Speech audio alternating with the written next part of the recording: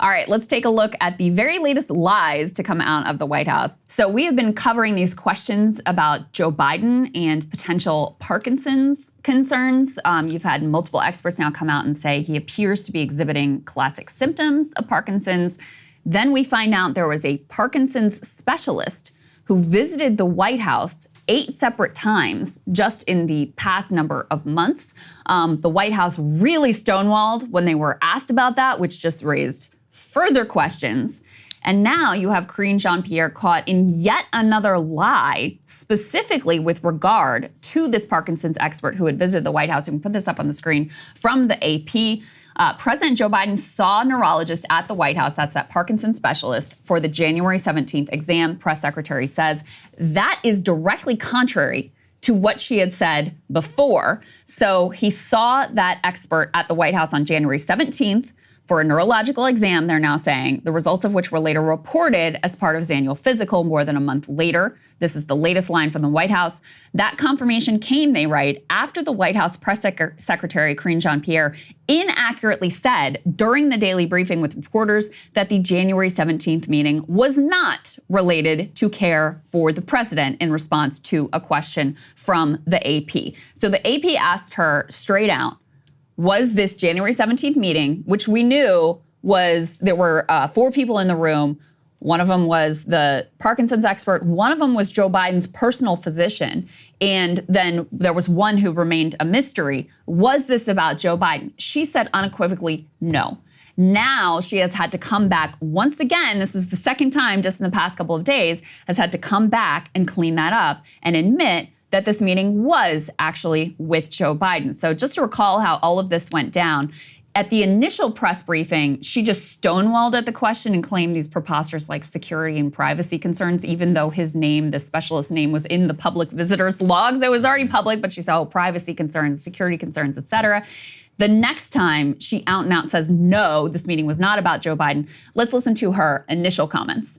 It's not something that the president is dealing with. Well, I can tell you this. Just going back to Parkinson's for a little bit, so to give you some answers here, has the president been treated for Parkinson's? No. Is he being treated for Parkinson's? No, he's not. Is he taking medication for Parkinson's? No. So those are the things that I can give you full-blown answers on, but I'm not going to confirm a specialist, any specialist that comes to the White House out of privacy. You've noted that there are thousands within the Walter Reed system who may be treated by a specialist who visits here at the White House, but this neurologist had a meeting with the president's physician, with his doctor. You're refusing to say if he was here to evaluate the president or if he was consulting on the president's health. So what then was that meeting about? And I will say that Dr. O'Connor leads the medical unit. He leads the medical unit. No, because we will not confirm or speak to names that you're providing to me. It is out of security reason, is out of protecting someone's privacy. Security and privacy. And she very strongly suggests that it wasn't about Biden because she said, well, he heads the White House Medical Union, so could be about anything. Then she comes back. This time is when she tells the outright lie that that meeting had nothing to do with the president's health. Let's take a listen to how that went. And you can correct me if I'm wrong, but it didn't seem to explicitly describe the nature of Dr. Kennard's meeting with Dr. O'Connor. So can you say whether that one meeting was related to care for the president himself? I can say that it was not. It was not. Okay, that's great. And can I just ask why that information that was released last night just wasn't said at the briefing yesterday? Well, no. Actually, a lot of what is in the letter was said at the briefing, to be very, very clear. I said many of the things that were laid out in the letter was actually repeated right here behind this lectern at this podium yesterday.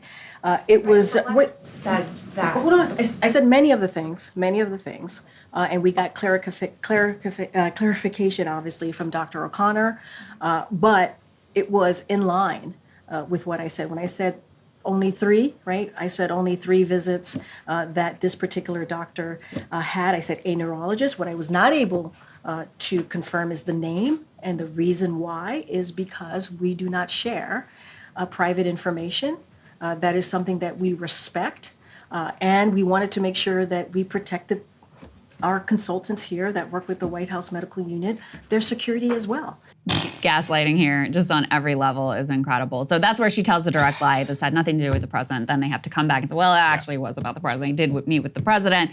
But also when she's like, all this information was in the press briefing. No, it was not, lady. And still with this privacy and security concerns, if you are trying to put to bed the idea that the president could have Parkinson's, which I think is very much a live and ongoing question, you're repeatedly getting caught in multiple lies by the press corps is not going to help your case. I was going to say, I've covered politics long enough to know this. When you get caught lying 3 times in 1 week, there's smoke there, okay? Fire, it's not only present, it is raging and it is everywhere. So I want to know. I mean, there were 4 people in that meeting. 3 of them had been confirmed. Now we know that the 4th person is the president of the United States. Why was he meeting with the president of the United States? They claim it's for a routine physical. Well, then why wasn't he present at the 2021 and the 2022 routine physical? Why did you bring him in 2023, which just happens to coincide with his even more rapid deterioration on the public stage? You don't need to be a genius to figure all of this stuff out and to also know about the way that a cover-up is happening. You know, I've been telling you a little bit about this, but everybody I'm asking who is an actual doctor is very freaked out by the setup right now under Biden. And if this were Trump, you would hear a lot more about this. Yeah. This doctor is a family friend who tried to go into business with the president's brother.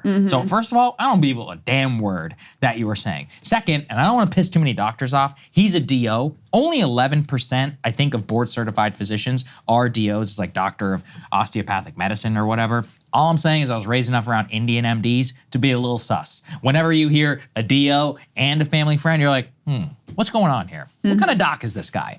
He's a fan. Look, again, he is board certified, so I'm not calling the credentials. I'm only saying there's variance within the industry. I'll put it kindly that way.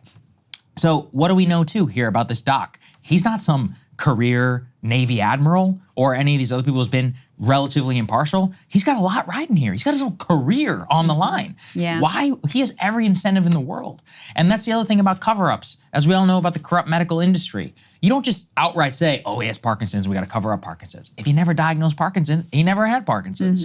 That's what I think we're all watching, you know, right now behind the scenes. But this is what I hope that the press corps really gets him on, because if we can get Biden on the record about Parkinson's and it's later revealed that he lied about it, that's it. We could impeach him for that. I mean, that's it. You have to go. That's a 25th Amendment or an actual impeachable offense at that point, because it has to do with your actual fitness for the office. Yeah. Well, the other lie that she recently was caught in was about whether Biden had had a medical exam after the debate.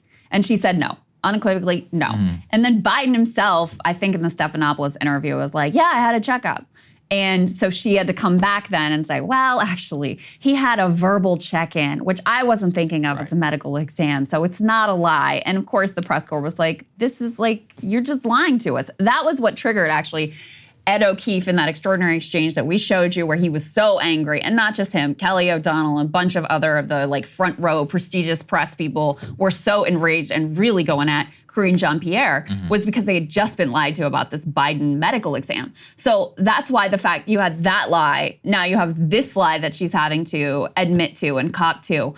The knives are gonna be out for Biden at this press conference because, as you said, Saagar, not only have they been lied to, so they have given this White House so much benefit of the doubt. It is preposterous the amount of cover they have provided to this White House over the number of years, going along with the cheap fake stuff, all of that. That's gone. Okay, they feel lied to and they feel humiliated because they know that they got played on all of this and have been played on all of this for years. So that's part of what increases the risk for Biden at the big boy press conference today, is because they've taken the gloves off. You're not going to get the kid handling that he would have gotten, 2 weeks ago before the debate. That's not happening because they know they have been lied to. They've had to admit directly from the White House that they have lied to people multiple times in a single week. So that's also part of why this is so consequential. But also, more to the point, there are some very serious questions here about what's actually going on with the president's health. And, I'm not a doctor. I can only, see what other experts are saying, look at the symptoms on, online and look at Biden's performance. But the fact that there's been such a significant decline just in the most recent period tracks with there being something going on other than just old age. Because as I said before, Bernie's still with it. Pelosi is still probably behind the scenes, like ready to cut the cord on him and wielding power and saying the things she wants to say.